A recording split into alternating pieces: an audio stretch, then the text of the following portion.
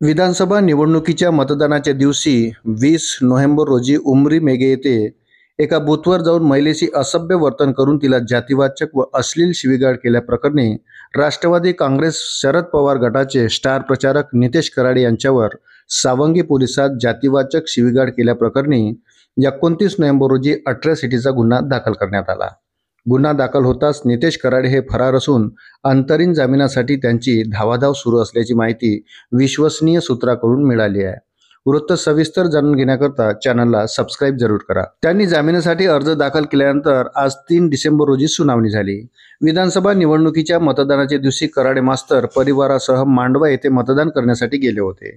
मतदान करून ते वर्धेला परत येत असताना उमरी येथे थांबले। उमरी येथील एका बूथवर त्यांनी विनाकारण वाद घातला। यावेळी बूथवरील एका महिलेला अश्लील व जातीवाचक शिवीगाळ केली। त्यामुळे संतापलेल्या नागरिकांनी त्यांना चांगलाच चोप दिला। घटना लक्षात येताच पोलिसांनी कराडे मास्तरला सावंगी पोलीस ठाण्यात आणले। यावेळी पोलिसांनी विविध गुन्ह्यासह आचारसंहितेचा भंग केल्याचा गुन्हा दाखल करीत तपास सुरू केला।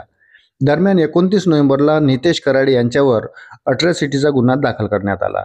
गुन्हा दाखल होताच कराडे मास्तर फरार झाले। आता अंतरिम जामिनासाठी त्यांची धावाधाव सुरू असून ते कोर्टाच्या कचाट्यात सापडले आहेत। या संदर्भात नितेश कराडे फरार असून त्यांना अद्याप अटक झाली नसल्याची माहिती पोलीस अधीक्षक अनुराग जैन यांनी दिली। गेल्या 4 वर्षापासून राज्यात खतखत मास्तर म्हणून ओळखल्या जाणारे नितेश कराडे यांना राष्ट्रवादी काँग्रेस पवार गटाने हेरून प्रदेश प्रवक्ता म्हणून स्टार प्रचारक म्हणून जबाबदारी त्यांना दिली होती।